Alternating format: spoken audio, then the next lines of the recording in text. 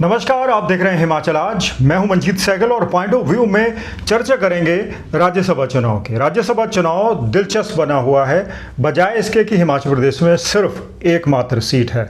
अब Congress party high command ने राज्यसभा चुनाव के लिए एक ऐसे उम्मीदवार की घोषणा की है जिन्हें सबको चौंका दिया है। मैं बात कर रहा हूं अनुराग शर्मा की, जो कांगड़ा के जिला पार्टी अध्यक्ष हैं और उनको इसी साल जनवरी के महीने में पार्टी अध्यक्ष बनाया गया था। और उसके अलावा अगर उनकी पहचान की बात करें, उनकी प्रोफाइल की बात करें, तो वो एडवेंचर स्पोर्ट्स को प्रमोट करते आए हैं। वो एडवेंचर स्पोर्ट्स की जो एसोसिएशन है उसके अध्यक्ष भी हैं। अनुराग शर्मा के नामांकन ने सबको चौंका दिया है। चौंकाने वाली बात इसलिए है कि हिमाचल प्रदेश की इस एकमात्र राज्यसभा सीट के लिए कई बड़े नेता दांव लगा रहे थे और बाजी खेल रहे थे, लॉबिंग कर रहे थे। सबसे बड़ा झटका उन वरिष्ठ नेताओं को लगा है जो समझ रहे थे कि उनका तो टिकट पक्का है। सबसे बड़ा झटका अगर लगा है तो दो कांग्रेस नेताओं को लगा है जो लगभग ये मान चुके थे कि उनमें से एक को टिकट मिलना तय है। और दोस्तों, अनुराग शर्मा के नामांकन से पार्टी के कई दिग्गजों को झटका लगा है, जिसमें आनंद शर्मा का नाम भी आ रहा है, प्रतिभा सिंह भी हैं, और वहीं पवन खेड़ा, सुप्रिया श्रीनेत के नाम भी आ रहे थे, आशा कुमारी और कौल सिंह का नाम भी आ रहा था।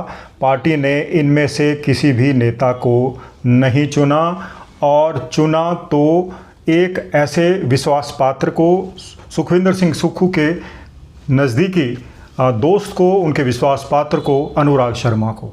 अनुराग शर्मा एक युवा कांग्रेसी के रूप में जाने जाते रहे। कॉलेज के समय से वो यूथ कांग्रेस से संबद्ध रहे हैं, तो अब उनके नामांकन ने सबको चौंका दिया है। अब अनुराग शर्मा के नामांकन के क्या मायने हैं, पार्टी ने उनको क्यों नॉमिनेट किया है, उसके दो तथ्य, आप राजनीतिक तथ्य सामने रख लीजिए। सबसे बड़ी बात कि सुखविंदर सिंह सुक्खू के कैंप के नेता को राज्यसभा का टिकट देना अपने आप में एक बड़ी बात है। इससे उनके जो विरोधी हैं वो सन्नाटा पसरा हुआ है। बड़ी दिलचस्प बात यह है कि अनुराग शर्मा न केवल सुधीर शर्मा के नज़दीकी रहे हैं, बल्कि मुख्यमंत्री सुखविंदर सिंह सुक्खू के भी, क्योंकि इस समय सुधीर शर्मा भारतीय जनता पार्टी में हैं, वहाँ के विधायक हैं। तो अब वो पाला बदलकर सुखविंदर सिंह सुक्खू के साथ है और उसका उनको फ़ायदा भी मिला। राज्यसभा की सीट के लिए उनको नामांकित कर दिया गया, ये बड़ी बात है। दूसरी बड़ी बात यह है कि सुखविंदर सिंह सुक्खू का अब पार्टी में लोहा माना जा रहा है, उनकी पार्टी में चल रही है। क्योंकि पहले तो ऐसा माना जा रहा था कि हो सकता है कि दिल्ली से पार्टी हाईकमान की शय पर, पार्टी हाईकमान के डायरेक्शंस पर दिल्ली से आने वाले कुछ बड़े नेताओं के नाम सामने आ जाएं, या फिर हिमाचल प्रदेश के ही कुछ दिग्गज, दिन के 3-4 नाम सामने आ रहे थे, उनका नाम हो। लेकिन पार्टी ने एक युवा चेहरे को चुना है। अब राहुल गांधी की वो बात भी, जो कुछ नेता ये कह रहे थे कि राहुल गांधी ऐसे नेता को चाहते हैं जो राज्यसभा में पहुंचकर पार्टी का पक्ष रख सकें और अच्छे वक्ता हों और पार्टी को मजबूती दिलाएं और सत्तारूढ़ दल को कटघरे में खड़ा करते रहें। उनमें से ना आनंद शर्मा का नाम आया, ना पवन खेड़ा का नाम आया, ना ही सुप्रिया श्रीनेत का।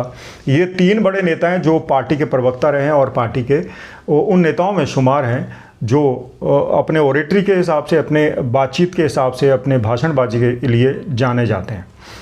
अब पार्टी ने दाव खेला है अनुराग शर्मा पर। अनुराग शर्मा, जैसा कि मैंने आपको बताया, युवा चेहरा हैं, यूथ कांग्रेस से जुड़े रहे हैं और मुख्यमंत्री के करीबी हैं। तो कहीं ना कहीं अनुराग शर्मा की जो नॉमिनेशन है उससे सुखविंदर सिंह सुक्खू विरोधी धड़े को तो खूब धक्का पहुंचा है और वो चोट खाए हुए है। बिल्कुल उस कैंप में सन्नाटा पसरा हुआ है।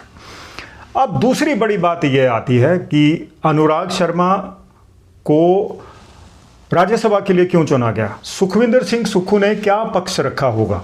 दोस्तों, अनुराग शर्मा के नामांकन के पीछे एक जियोग्राफिकल रीजन भी जिम्मेवार है। वो कांगड़ा से आते हैं, बैजनाथ से ताल्लुक़ रखते हैं, और कांगड़ा एक ऐसा ज़िला है जहां पर विधानसभा की सबसे ज़्यादा सीटें हैं और सरकार अगर बनानी है किसी पार्टी को तो उसका रास्ता कांगड़ा से होकर जाता है। और दोस्तों, अनुराग शर्मा का राज्यसभा के लिए नामांकित होना इस बात की ओर भी इशारा करता है कि पार्टी की नज़रें कांगड़ा जिला पर है, क्योंकि कांगड़ा जिला से सबसे ज़्यादा विधानसभा की सीटें हैं और सरकार बनाने का रास्ता भी यहीं से होकर जाता है। तो अनुराग शर्मा के नामांकन के पीछे पार्टी की, मुख्यमंत्री सुखविंदर सिंह सुक्खू की यही स्ट्रैटेजी है कि 2027 में होने वाले विधानसभा चुनाव के लिए पार्टी के पास कुछ ऐसी बातें हो, ऐसी अचीवमेंट हो कि वो लोगों को बता सकें कि उन्होंने किस तरह से कांगड़ा जिला को प्राथमिकता दी है। एक तरफ अनुराग शर्मा का नामांकन राज्यसभा के लिए करके पार्टी ने ये जताने की कोशिश की है कि वो कांगड़ा जिला, जो सबसे बड़ा जिला है सीटों के लिहाज से, उसको प्रेफरेंस देती है। दूसरी बड़ी बात ये कि अब एक और डेवलपमेंट हो सकती है, एकमात्र सीट खाली है हिमाचल प्रदेश के मंत्रिमंडल में, तो उस सीट को भरने के लिए भी कांगड़ा के ही किसी एमएलए की किस्मत खुल सकती है। तो मुख्यमंत्री सुखविंदर सिंह सुक्खू कांगड़ा को लेकर जो दाव खेल रहे हैं वो ये कि कांगड़ा को प्रतिनिधित्व देने की बात हो रही है कि प्रतिनिधित्व ज़्यादा से ज़्यादा दिया जाए, तो कांगड़ा के जो लोग हैं उनको आप ये बता सकते हो कि देखो, आपने अगर हमें सीटें ज़्यादा दी है तो हमने आपको प्रतिनिधित्व भी उसी अनुपात में दिया है। तो ये दो बड़े कारण हैं कि अनुराग शर्मा का नामांकन इसलिए किया गया कि एक तो मुख्यमंत्री के करीबी हैं और इस नामांकन के पार्टी के बड़े दिग्गजों को पछाड़ दिया है, उनको बड़ा सेटबैक दिया है।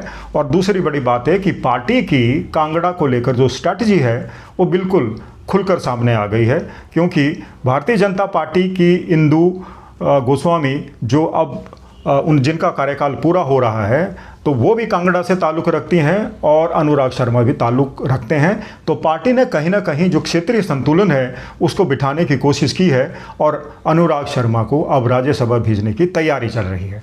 अब बात यह है कि क्या अनुराग शर्मा निर्विरोध चुने जाएंगे या फिर उनको भारतीय जनता पार्टी के किसी प्रत्याशी का सामना करना पड़ेगा। फिलहाल अभी तक तो भारतीय जनता पार्टी ने किसी भी उम्मीदवार को मैदान में नहीं उतारा है और भारतीय जनता पार्टी के नेताओं की बॉडी लैंग्वेज अगर आप देखें तो उससे साफ हो जाता है कि पार्टी अब इस चुनाव में दिलचस्पी नहीं ले रही थी। पहले तो वेट एंड वॉच की स्थिति थी कि देखा जाएगा किस व्यक्ति को चुनाव के मैदान में उतारा जा रहा है, उसके लिहाज से स्ट्रैटेजी बदली जाएगी। तो भारतीय जनता पार्टी के कई नेता, जिसमें पूर्व मुख्यमंत्री जयराम ठाकुर भी शामिल हैं, उन्होंने ये कहा था कि अब की बार पार्टी कोई छेड़खानी नहीं करेगी। छेड़खानी से यहाँ मतलब है कोई राजनीतिक छेड़खानी नहीं करेगी, जैसा 2024 में किया गया था और कांग्रेस को हार का सामना करना पड़ा था। कांग्रेस चौकन्ना थी। कांग्रेस ने अंतिम समय तक अपने नेता यानी कि अपने राज्यसभा नॉमिनी का नाम सामने नहीं लाया और नाम जो विधायक दल की बैठक थी उससे थोड़ी देर पहले ही सामने आ गया, जब दिल्ली से एक चिट्ठी आई। चिट्ठी में अनुराग शर्मा का नाम था कि उनको कांगड़ा से नॉमिनेट किया गया है। तो अनुराग शर्मा की जीत अब लगभग तय मानी जा रही है, क्योंकि अगर भारतीय जनता पार्टी ने अपना कोई उम्मीदवार नहीं उतारा तो वो निर्विरोध चुने जाएंगे। चुनाव 16 मार्च को है और उस दिन ये रास्ता साफ हो जाएगा कि अब अनुराग शर्मा ही राज्यसभा जाने वाले हैं।